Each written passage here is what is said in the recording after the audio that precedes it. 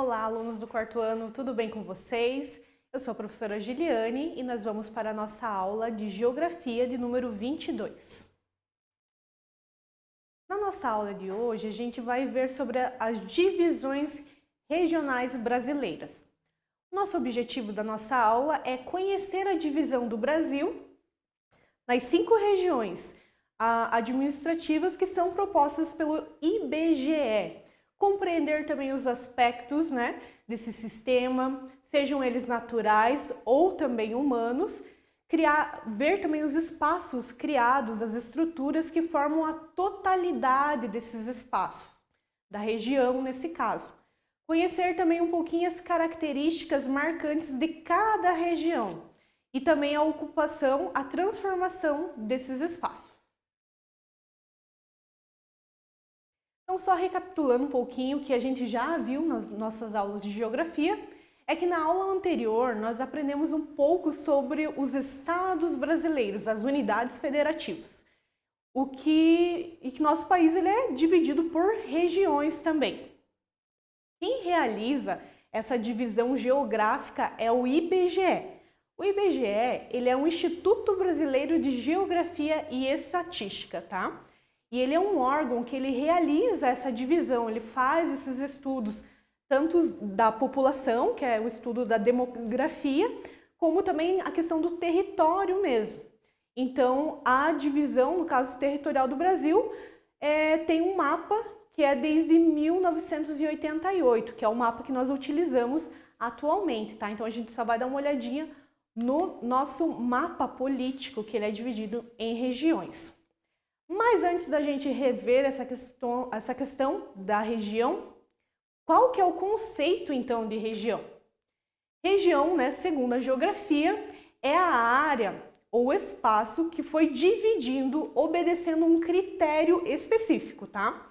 Então, assim as regiões elas podem ser criadas para realizar os estudos sobre características gerais de um território, como se fossem as regiões brasileiras, por exemplo, ou também para entender determinados aspectos desse espaço, que seriam as regiões geoeconômicas do Brasil, que é quando gira, no caso, a produção, a questão do lucro, tá?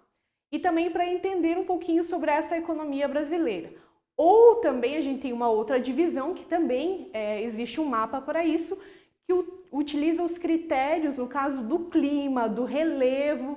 Então, são várias formas, na verdade, de região que nós podemos utilizar e várias formas também de mapas que nós podemos utilizar para explicar, no caso, o conceito de região. Mas o importante é que vocês saibam que região ela é determinada por critérios, tá bom?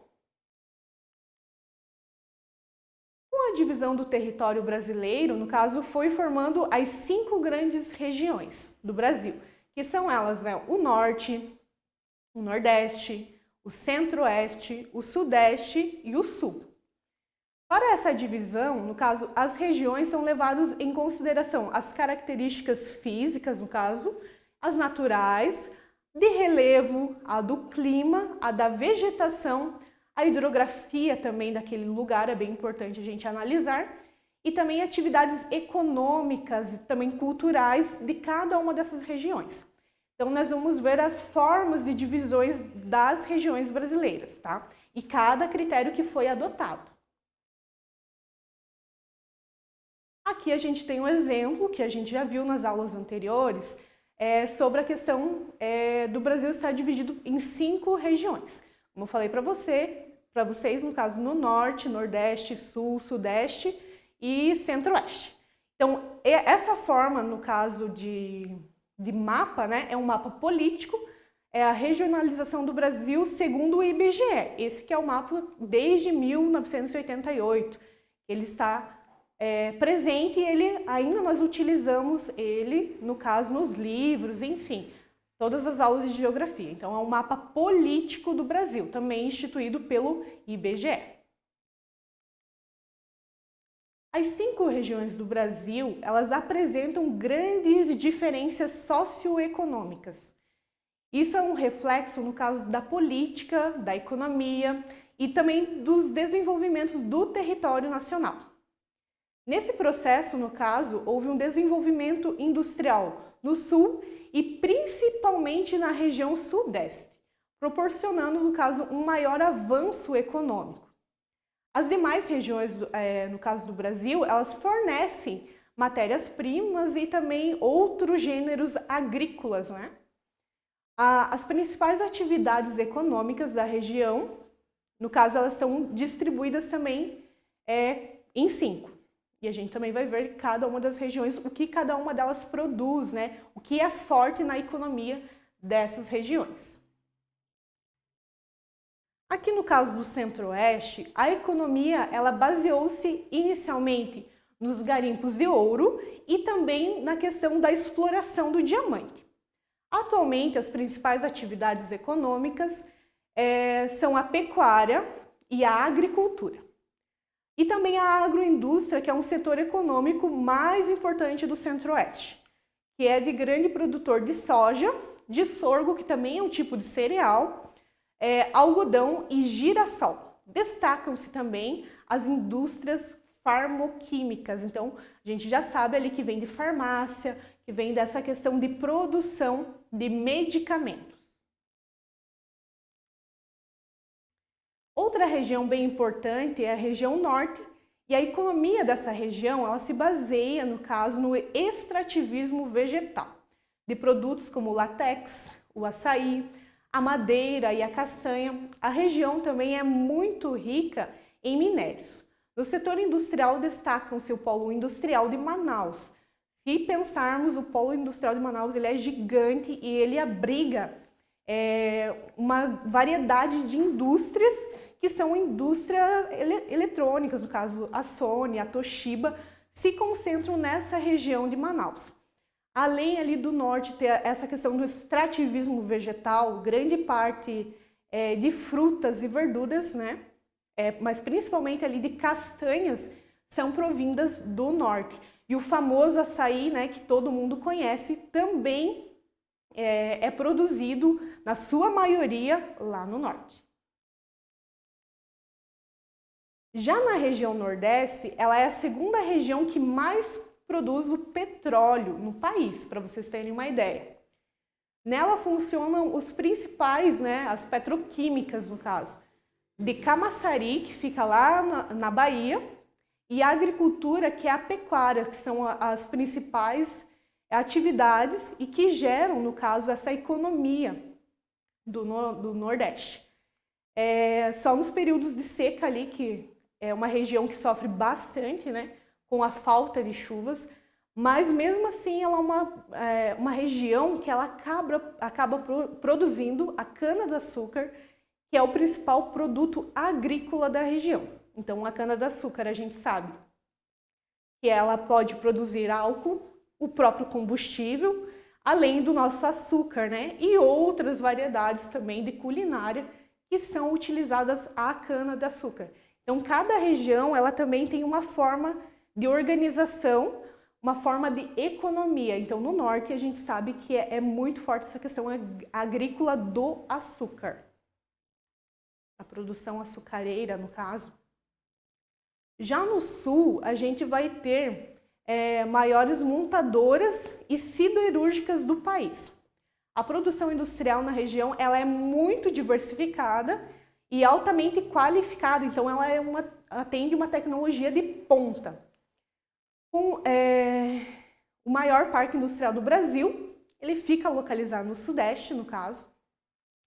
E o Sudeste também ele é uma região que ele produz, no caso, 60% do produto interno bruto, que no caso é o PIB nacional.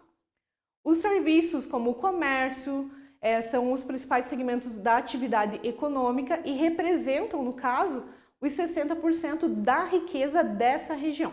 Então a gente sabe que na região sudeste, concentrado São Paulo, que é uma metrópole, Rio de Janeiro, que também é uma grande cidade, Belo Horizonte, a gente sabe que essas cidades, no caso, esses estados, eles produzem muitas riquezas, até porque tem muitas pessoas trabalhando em diversos setores e diversos serviços, no caso. Então, é o que faz também a região sudeste ser tão rica, no caso, produzir tanto, como é o caso que ela produz 60% do PIB nacional.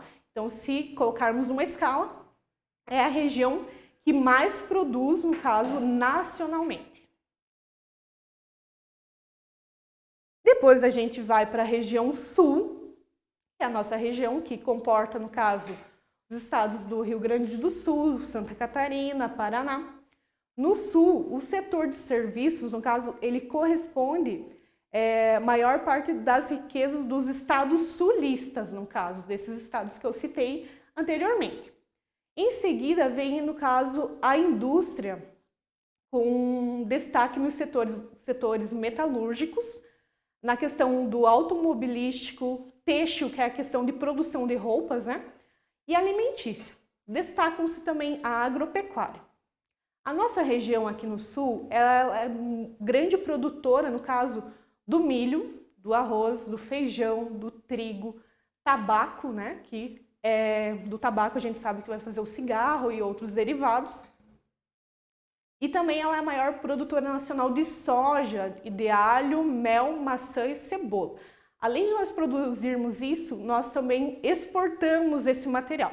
Sabendo que a nossa região ela é bem rica, no caso, em solos, que ela é bem fértil, ela consegue, além de produzir, no caso, para distribuição nacional desses produtos, esses produtos também vão ser exportados, como é o caso da Rússia, que compra essa parte ali da soja, do milho, mel e maçã e a cebola que são produzidos aqui na nossa região sul.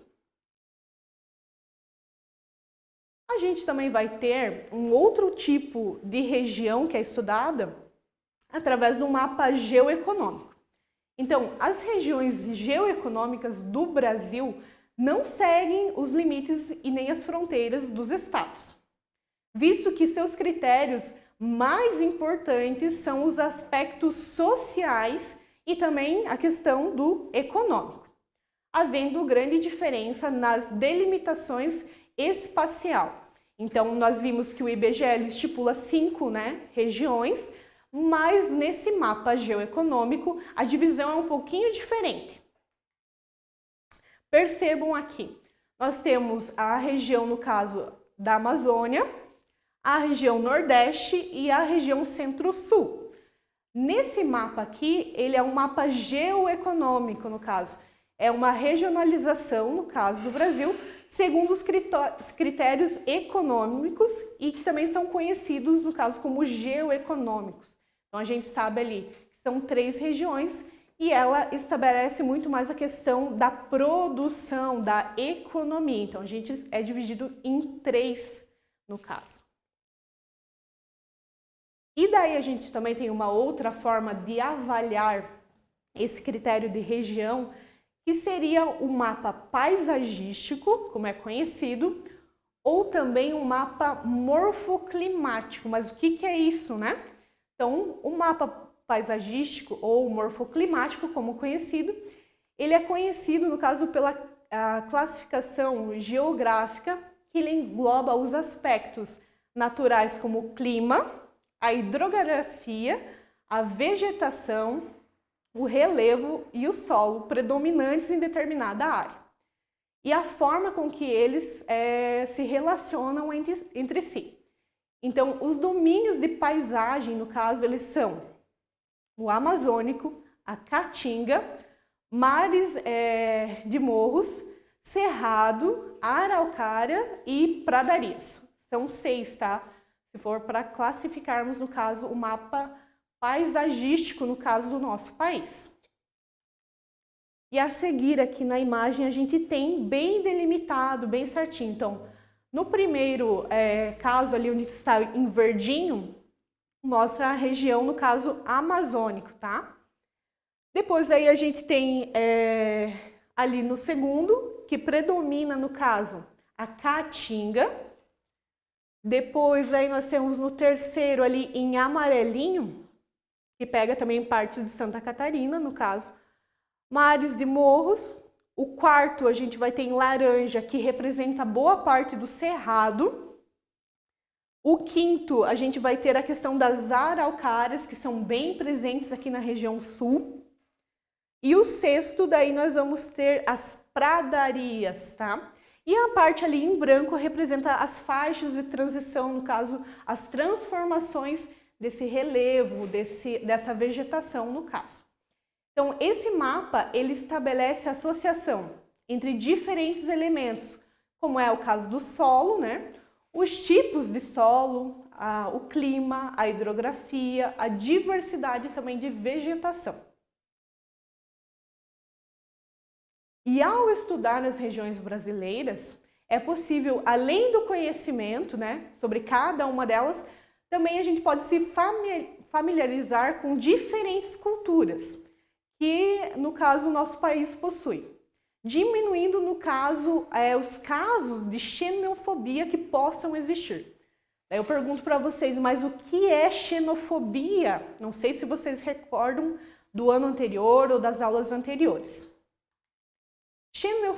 Xenofobia, no caso, ele é no sentido de realmente desprezar a pessoa, sentir ódio, ou, no caso, se manifestar contra a determinada cultura. E a xenofobia, eu conto para vocês, que ela só não se restringe, no caso, a pessoas estrangeiras, né? Por exemplo, vem uma pessoa de fora e eu começo a destratar ela ou começo a rir do sotaque dela, começo a ver as características físicas que não são parecidas com a nossa, que no caso é brasileira. Então eu começo a criar uma aversão àquela pessoa. Então eu estou sendo xenofóbica com essa pessoa. E isso não acontece só com estrangeiros, acontece também com pessoas que são de diferentes regiões do Brasil. Então o que a gente faz para minimizar isso é a gente respeitar essas diferenças que existem. Como a gente sabe que o nosso país é extenso e tem uma vasta cultura, a gente não precisa concordar com tudo, mas no mínimo a gente precisa ter respeito sobre todas as culturas, religião, credo. Então isso é importante para que minimize essas questões de xenofobia que a gente vê não só no Brasil, mas também pelo mundo. E também comparando, pessoal, essas formas de regionalização no Brasil, é possível compreender que uma região não é um lugar fechado com as interpretações que é só aquela região. Como vocês viram, nós vimos 3 mapas, que é o mesmo mapa do Brasil, só que com diferentes critérios no caso da avaliação de região. Então a gente precisa, no caso ao contrário, a gente precisa estabelecer esses critérios, analisar também essas características das diversas regiões para a gente adotar certinho como que a gente vai estabelecer o que é uma região, no caso. Com o tempo e o desenvolvimento de novos conteúdos, o conceito, no caso de região, ele vai permitir que fique mais claro, no caso, para nós, né, entendermos o que significa mesmo região. Sempre levando em consideração a questão da economia, da cultura, os elementos naturais, a política, no caso. E que também se modificam e se fragmentam no espaço geográfico da mesma medida em que se unificam e mostram a formação, no caso das regiões. Eu espero que vocês tenham gostado dessa aula. Nessa aula a gente aprendeu um pouquinho mais sobre o conceito de região e nas próximas aulas a gente vai ver sobre cada uma das regiões brasileiras. Até a próxima, pessoal!